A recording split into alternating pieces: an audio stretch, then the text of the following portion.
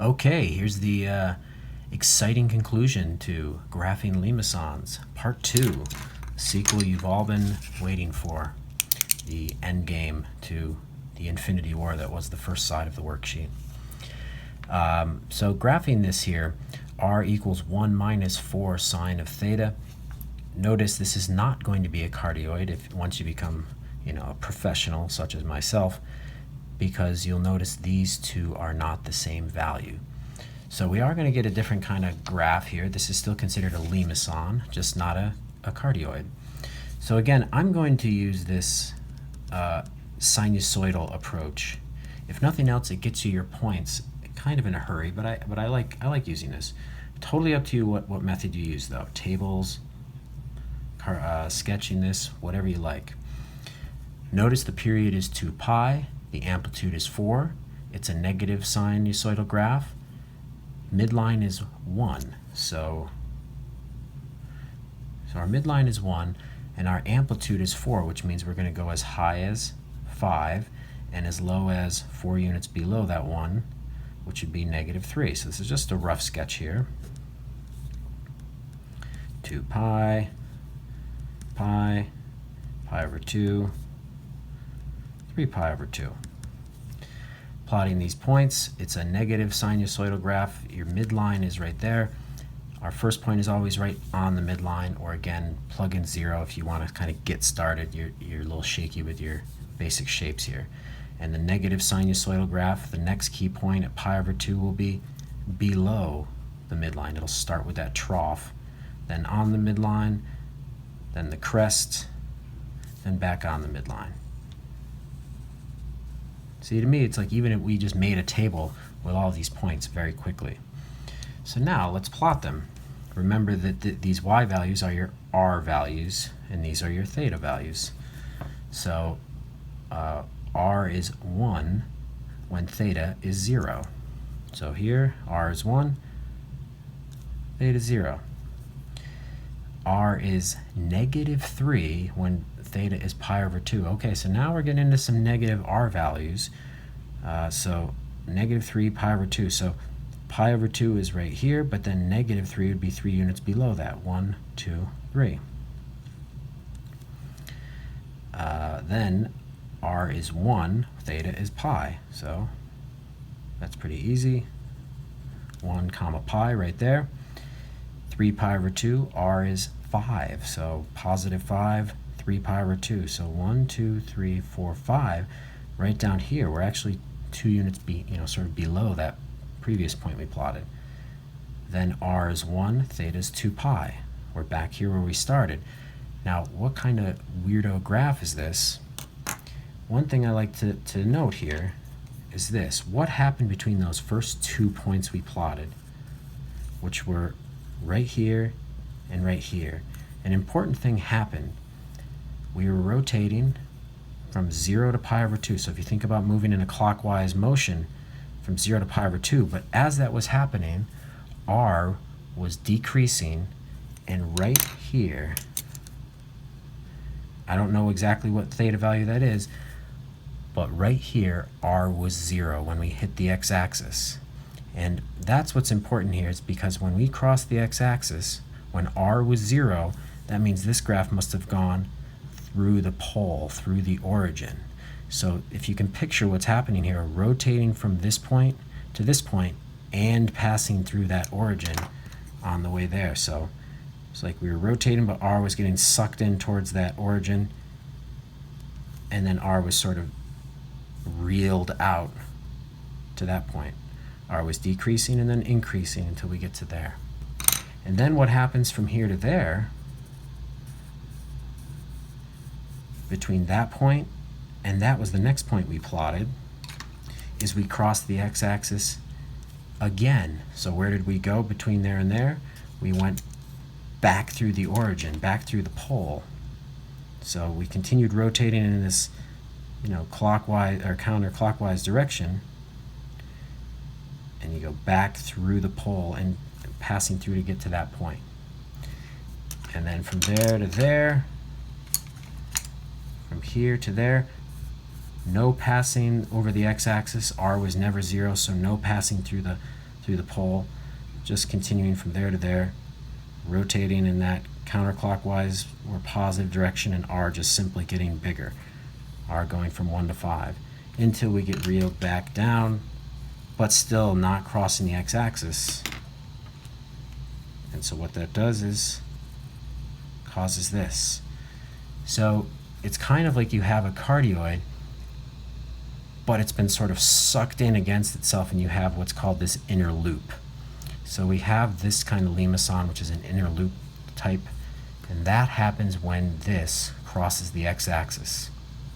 And that was not the case on side 1 because it didn't cross the x-axis, it just touched the x-axis, which made it just touch at this. So if you can think about what causes that to happen on this, that's anytime your midline is less than your amplitude. That means your graph is going to cross the x-axis, and that means this is going to pass through the pole. So it's nice to know like what's coming. If you can kind of anticipate that, then you're not as surprised by this random assortment of points here. You kind of know what it's going to be doing. And notice again, it is symmetric around with the y-axis because it's a sine inner loop Limason.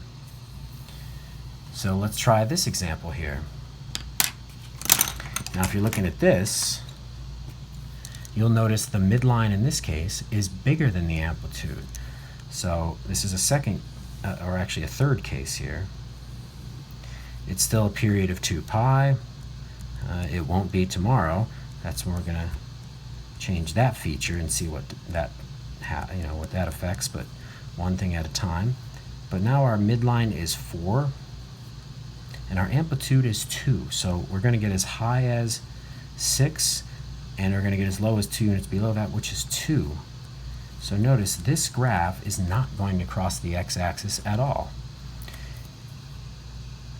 It's a negative cosine, so our very first point is going to be below that midline, or again, just plug in 0 if you want to see what happens here.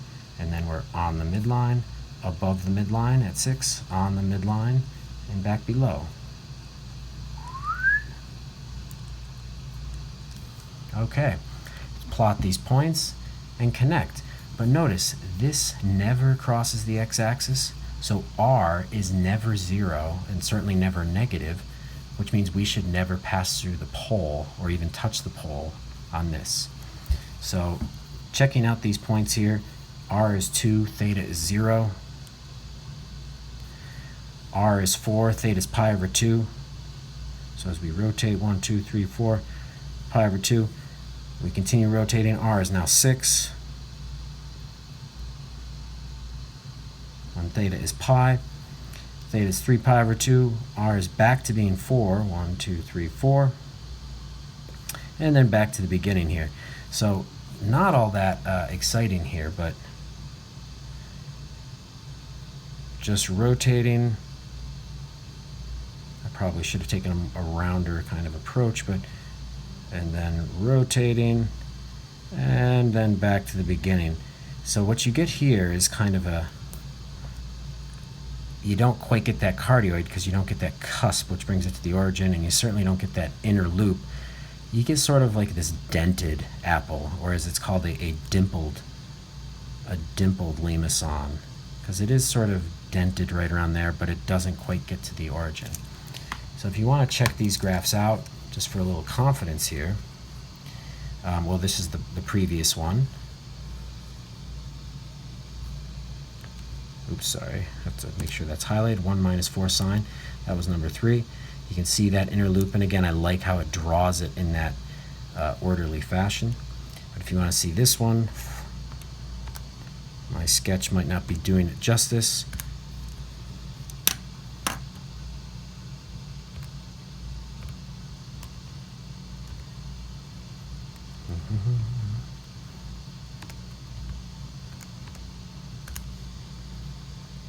Yeah, you see, you get kind of, it just really looks like an oval, but it's a little flatter on this side. So this is probably the least exciting Limason, to be honest. I hate to offend it, but when this value, when the midline is bigger than the amplitude, you don't touch the origin, you don't touch the pole, because this is never touching this. So when the amplitude is bigger than the midline, you cross the x-axis, which means you cross through that pole. And when they're equal, that's when you just touch the x-axis or just touch the origin. So you've really seen it all now, but here's one more try. Again, if you want to hit pause and try to sketch this yourself and then watch mine, go for it. If you want to just stop watching, that's fine. I'm happy you watched this far. But if you want to sketch it, here we go. 1 plus 5, you might start to say, hey, the amplitude's bigger than the midline. I know what's going to happen here. The midline is 1. Amplitude is 5. We're going to get as high as 6 and as low as 5 units below, which would be -4. Our period is still 2 pi. So we can stick with those nice half pi quadrantal, scale here, the increment. And we're going to sketch this. It's a positive cosine. So we start above, on, below, on, above. Oh yeah, very nice. And let's plot these points, and you see how fast these really can be done when you get the hang of it. R is 6, theta is 0. So starting right over here, 1, 2, 3, 4, 5, 6. R is 1 when theta is pi over 2. So we rotated. We didn't cross the x-axis in the meantime, though. R is 1, theta is pi over 2. Then R is -4, theta is pi. So again, that would be 1, 2, 3, 4 to the left, but rotating pi in that direction.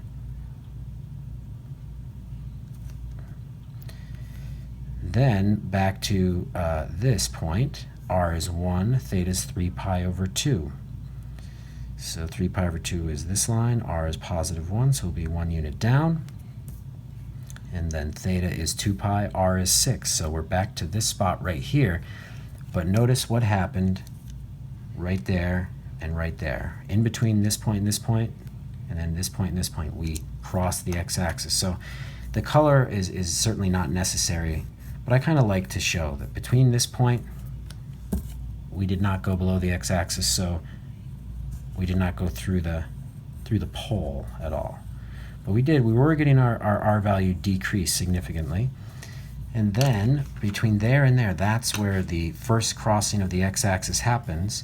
So between this point and this was that next point, between there and there, we passed through the origin. So it's just one continuous sweep if you can kind of visualize it. And then what happens from there to there, which that was from here to there, we cross the x-axis again, so back through the pole. So back to that origin, and yes, we have an inner loop Limacon here, and then from there to there, no passing through the pole. We get an inner loop Limacon because that amplitude was bigger than the midline, so it's getting sort of sucked in against itself. It's symmetric with the x-axis because it's cosine. And there you go. Pretty cool. Check it out with Desmos or your graphing calculator to confirm and maybe see a slightly nicer shape. But if you have any questions, of course, just email me, but give it a try with plugging in points or making these sinusoidal graphs, whichever method works for you. Certainly YouTube it, if you want to find somebody else's take on it. There's a lot of good videos out there. But let me know if you have any questions or issues. See you tomorrow, kids.